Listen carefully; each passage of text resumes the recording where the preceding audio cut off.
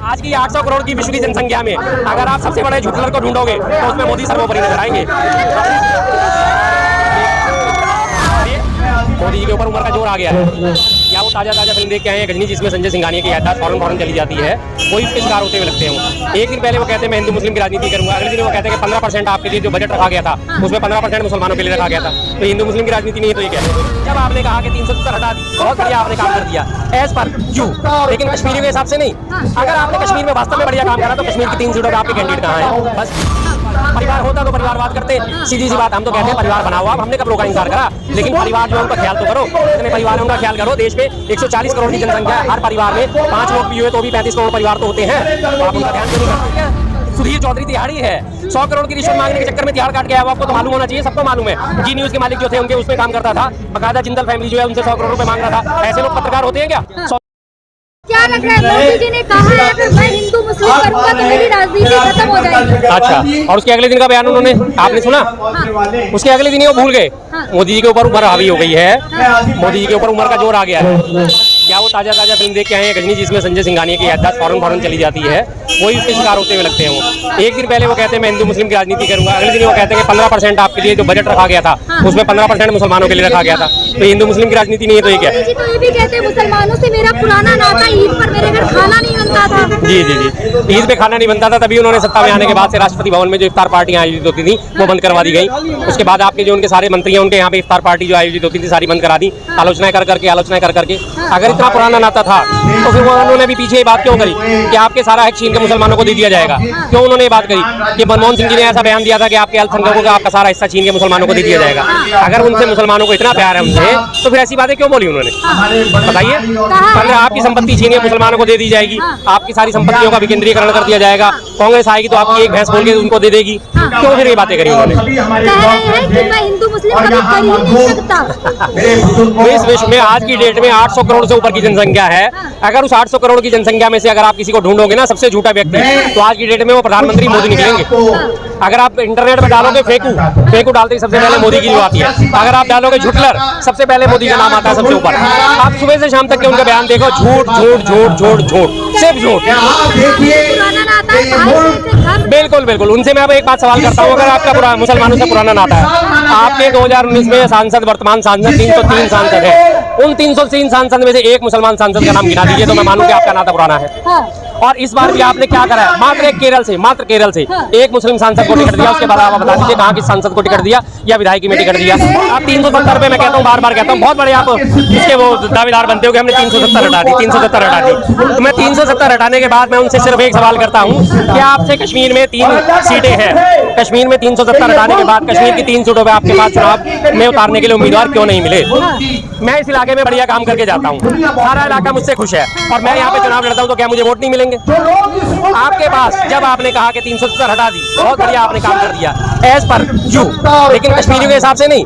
अगर आपने कश्मीर में वास्तव में बढ़िया काम करा तो कश्मीर की 3 सीटों पर आपके कैंडिडेट कहाँ है? बस एक सवाल।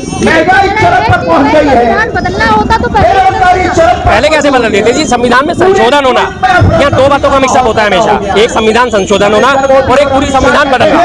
संविधान संशोधन के लिए जो है उसमें बाकायदा आर्टिकल में प्रावधान है कि अगर कहीं कोई किसी आर्टिकल में किसी अनुच्छेद में आपने संशोधन करना है तो आप कर सकते हो, लेकिन ये लोग चल रहे हैं पूरा संविधान बदलने के लिए, और पूरा संविधान बदलने के लिए आपको संसद में 2/3 बहुमत होना वास्तव में जरूरी है।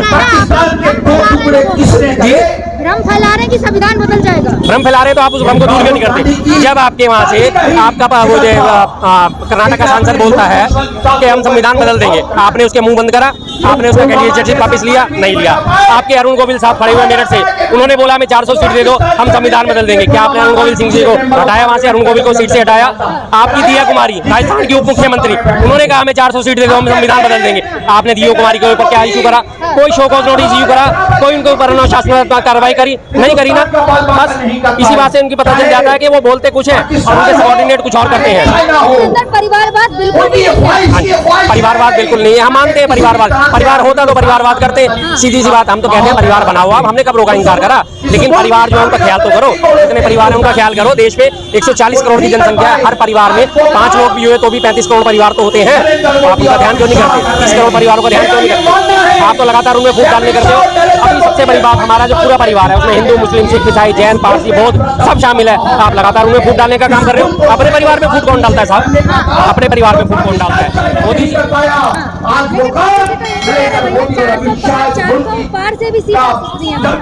देखिए ये उनका आत्मविश्वास बोल रहा है। और दूसरी बात है, वो बार बार इस बात को सवाल उठाते हैं कि ईवीएम में उनकी हेराफेरी जग जाहिर है। अगर ईवीएम की हेराफेरियां हो गई तो ये बात संभव हो सकती है। ईवीएम पे मैंने बार बार चेताया लोगों को, सारी विपक्षी पार्टियों को भी चेताया, ईवीएम पे ध्यान रखो। अभी पीछे भी एक स्ट्रांग रूम में मध्य प्रदेश के 45 मिनट तक लाइट गुल रही थी, सीसीटीवी बन रहे थे। उस चीज पे लगातार ध्यान देना पड़ेगा। अगर ईवीएम पे ध्यान नहीं दिया गया तो ये काम नहीं हो सकता है। हमने इतना काम किया है, काम के नाम पे वोट मांगा कब उन्होंने? काम के नाम पे अगर उन्होंने वोट मांगा होता तो उन्हें वोट मिलता। वो काम के नाम पे वोट नहीं मांगते। कह रहे हैं चाहे कुछ भी होता है, मैं देश हित में काम करता। यही वो है, जब नोटबंदी करी थी 2016 में, 50 दिन दे दो। अगर 50 दिन में आपको मनमाफिक परिणाम ना मिले तो मुझे किसी भी चौराहे पे फांसी पे लटका देना। क्या उस नोटबंदी का असर? 98.7% जो नोट थे हमारे वापस सर्कुलेशन में आ गए। नोटबंदी आज तक के इतिहास का सबसे बड़ा घपला साबित हुआ। 2000 के नोट चलाए, वो 2000 के नोट 7 साल नहीं चला पाए। तब ये कहाँ चले गए थे? मुझे किसी भी चौराहे पे फांसी पे टांग देना। और मामूली सी बात आप देखा जाए तो फांसी पे टांगना तो बड़ी दूर की बात है। पंजाब में गए थे, पंजाब में किसानों ने इनका रास्ता रोक लिया था। 1.5 किलोमीटर दूर खड़े थे किसान, और कैसे डर के भागे थे, कैसे डर के भागे थे। अपने से सीएम को बोल देना मैं जान बचा के आ गया। अरे छोड़ो, तुम क्या बात करोगे? इंदिरा गांधी जी से मुकाबला करते हो, जिन्होंने यहाँ सरेआम संसद खड़े होके लाल किले के सामने रामलीला में भाषण दिया था। मेरे खून का एक एक कतरा देश के काम आएगा। आप में है हिम्मत? आप क्या कहते हो? मेरा क्या है, मैं तो फकीर आदमी झोला उठा के चल दूंगा। गांधी का भी तो जिक्र कर लिया इंटरव्यू में। जी जी, इंदिरा गांधी जी का जिक्र करें। इंदिरा गांधी जैसे बनो तो सही। जिस पाकिस्तान की आज आप दुहाई देते हो, संविधान में तो उलट इन्होंने भी की थी। उलट मैंने फिर वही बात करी। एक तो ये पढ़े लिखे कम है, सारे बीजेपी सपोर्टर और सारी बीजेपी पार्टी बहुत कम पढ़ी लिखी है।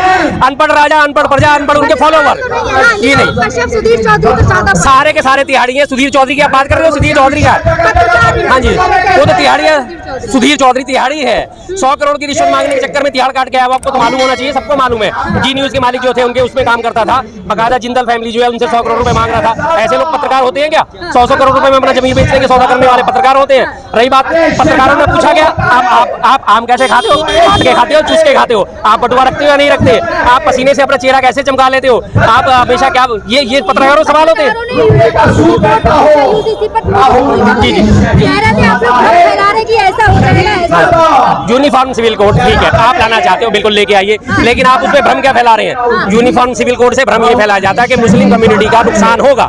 मैं साफ साफ कहता हूँ कि आपके हिंदू बोल का जो कोड है, हिंदू विवाह अधिनियम या हिंदू दत्तक पुत्री अधिनियम, इन सब चीजों में असर नहीं पड़ेगा। ये सारी चीजें भी तो कानून के दायरे में आ जाएंगी। आपके नागालैंड में जो होता है, हिंदुओं में, नागालैंड की हिंदू आबादी में दूल्हा बारात लेके नहीं जाता, दुल्हन बारात लेके आती है। क्या वो नहीं बदलेगा? लेकिन भ्रम क्या फैलाया जा रहा है कि यूसीसी से मुसलमान टाइट हो जाएंगे, मुसलमान सीएए से मुसलमान टाइट हो जाएंगे। भाई भ्रम आप लोग फैलाते हो। आप उन चीजों को खुल के सामने रखो। कौन समझाओ? आपको समझा ही नहीं सकते। लास्ट एंड फाइनल क्या होता है? जैसे किसान आंदोलन के दौरान हुआ था ना, 1 साल किसान आंदोलन होता रहा, आप नहीं समझा पाए क्योंकि आप गलत थे। लास्ट एंड फाइनल हाथ खड़े करके करो। मैं अपने किसान भाइयों को समझा नहीं सका। अरे यार, सारी दुनिया जानती है। देखिए मैंने कहा ना, आज की 800 करोड़ की विश्व की जनसंख्या में अगर आप सबसे बड़े झूठलर को ढूंढोगे तो उसमें मोदी सर्वोपरि नजर आएंगे। देश के प्रधानमंत्री हैं, देश के बारे में बात करनी चाहिए, कम्युनिटी में बांटने की बात नहीं करनी चाहिए। हम हमेशा क्या बात करते हैं? हम से मतलब होता है हम हिंदुस्तानी। जब हम कहते हैं हम हिंदुस्तानी, उस हम हिंदुस्तानी में 2 शब्द इस्तेमाल होते हैं और मैं, है से हिंदू, मैं से मुस्लिम, तब जाके बनता है हम। और उस हम का मतलब है हम हिंदुस्तानी। लेकिन आप उस हमको काटने में लगे रहते हो। आप उस है को हमेशा कहते हो है अलग है, मैं अलग है। कैसे है अलग है, कैसे मैं अलग है? किसने कह दिया?